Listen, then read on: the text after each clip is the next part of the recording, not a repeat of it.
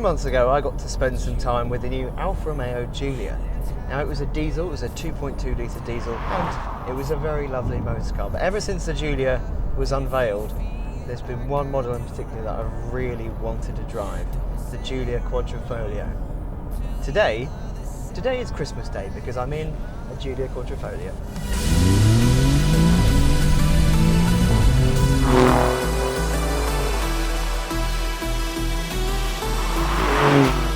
Now, in case you're unfamiliar with the Q, it's a 500 brake horsepower rear-wheel drive Alfa Romeo saloon, and it's got a lot of people, me included, very, very, very excited. I'll start with the engine first of all. It's a 2.9 litre twin turbocharged V6 engine. It's got 503 brake horsepower at 6,500 RPM and 443 foot-pounds of torque at 2,500 RPM. The red line is 7,400 RPM. To put that into some sort of context, a BMW M3 competition package, that's got 444 brake horsepower. So this has more than 60 brake horsepower more than a BMW M3. This is why this is quite a rapid machine. 0 to 60 miles an hour takes 3.9 seconds and the top speed is 190 miles an hour. There's no 155 mile an hour restrictor in this like the Germans get. 190 miles an hour. That is very fast. The way the engine delivers its performance is slightly alarming, really. I mean, you get all that torque at 2,500 RPM is when it really starts to set off, but it just keeps pulling pretty much all the way to the red line. It's really exciting. It's such an exciting engine. You just don't get bored of it. It's addictive. It's addictive performance and slightly scary because of it. The characteristics of the engine changes depending on what mode you've got it in, but I'll get onto those modes in a minute. Now, with all that power, of course, you need very good brakes. And thankfully, the Giulia has very, very good brakes. As standard, you get steel discs, 360mm up front and 350mm at the back. But this particular car has the £5,500 optional carbon ceramic discs. Expensive, yes, but the size goes up from 360 to 390 at the front, from 350 to 360 at the back, and obviously they're carbon ceramic. So if you're going on a track, repeated use, once you get them up to temperature, they will stop even better and they'll last longer.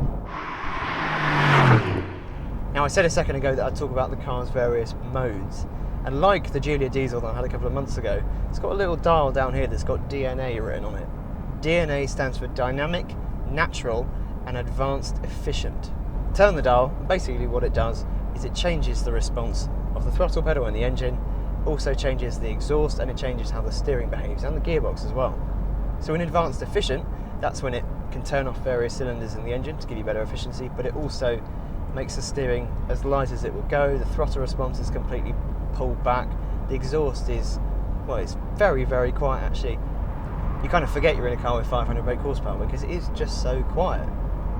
Natural is the middle ground. It's probably what most people spend a lot of their time in because it gives you kind of all right throttle response. It's enough to exploit gaps and actually have a little bit of fun, but it's not the full-on loud mode and kind of, okay, I need to pay attention and really hold on and think about what I'm doing with this car.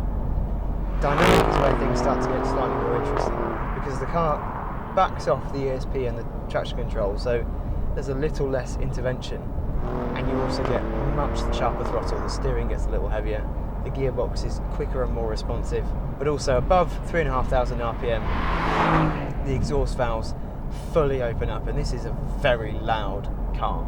Make no mistake about that. It's not quite as loud as something like an F-Type SVR, which is probably 1 decibel below the legal limit, but it is incredibly loud.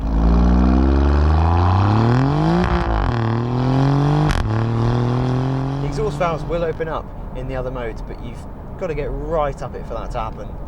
In dynamic mode, it happens a lot more readily, a lot quicker, and it's a dirty, dirty noise. But there is a way of getting it to sound even dirtier by putting it into race mode. Race mode is just for the Quadrifoglio, and by doing that, not only does it make it obscenely loud to the point where if you're just bumbling around in traffic in town, for example, it will be in full loud mode. It is just, there are no words. It is very, very, very loud to the point where I think people probably look at me and think, that guy, he's an idiot. I took it through a tunnel earlier on, and I'm pretty sure anyone within a mile or two would have thought that there was a gunshot. But not only does it make it incredibly loud, but it just turns off all of the electronic aids. It even backs off the ABS, so there's less intervention from the ABS. You've got to pay attention in race mode. I'm not going to say it's something that you should only use on the track, because let's face it, we all like a little bit more noise, and when the exhaust valves are open all the way, it is hilarious. But you've just got to be careful. And I've got a multi-link setup for the suspension at the back. We've got double wishbones at the front. You've also got electronic dampers all the way around. One thing that I really, really like though, and I'm so happy Alfa Romeo has done it, is the fact that in the middle of this little wheel down here, there's a button that means in race mode, you press it and it'll loosen off the dampers. Because as soon as you go into race mode or dynamic mode, it stiffens up the dampers. You get slightly better body control, but it is a firmer ride, which on UK roads isn't always the best thing, because some of the roads we've got are just terrible. So if you're in a stiffer mode, it'll just bounce you around too much and you won't have as much traction. You can soften up the dampers and it just makes it so much more usable. So you can have the loud exhaust, the sharp throttle, the full Giulia Quadrifoglio experience, but you don't have to get bumped around all over the place. That is really, really good. Separating out the dampers from everything else, from the powertrain, gearbox, the steering, is a really, really smart move. As you can imagine, handles very, very flat, it's very controlled. It's just got a lot of grip. It's got Pirelli P0 coursers on it, so it will stick.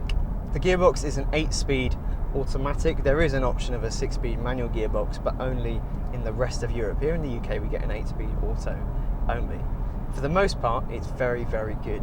It's very intuitive, it's very responsive. The paddles are excellent. The paddles that you can burn your hands on in the summer because they get so hot.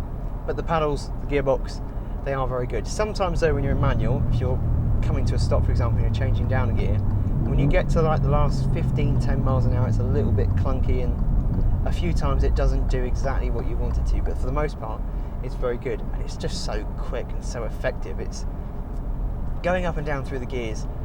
I don't really miss a double clutch gearbox. I'm not really thinking, oh, this Giulia is great, but if it had a double clutch, it would be that much better. I just don't think that. It's a very capable gearbox. As for the way it looks, it is gorgeous. I remember just thinking with the standard Giulia a couple of months ago, I thought, wow, that is incredible. But with this, with bits of carbon dotted around, with the yellow brake calipers, it's a very, very pretty car. As for the interior, again, it was stunning on the standard Giulia, and it is even better on the Quadrifoglio. There's carbon fibre draped everywhere, you've got red leather across the dashboard, you've got red stitching everywhere, it's just beautifully made. It is starting to show that this car has had a slightly harder life. This car has been used by journalists for basically the last year. And for example, the seat down here, part of the leather is showing creases from where people get in and out. And this has got a leather Alcantara carbon fibre wheel. It's about £225 as an optional extra. And the Alcantara now is starting to look slightly aged, and the leather is getting a nice shine to it.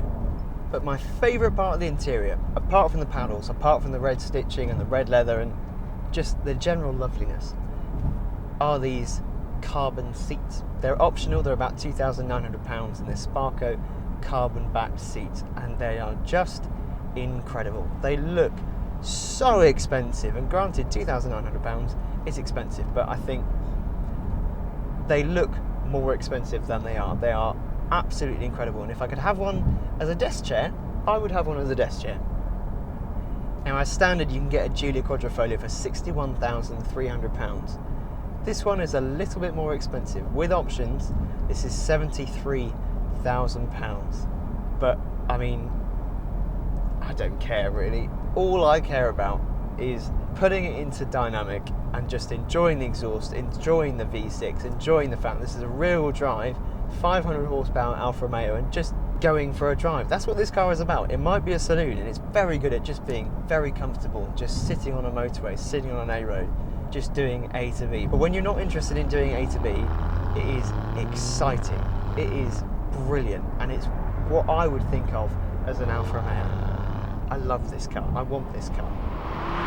Now, once again, if you'll excuse me, race mode, manual, Oh no, it's happened again.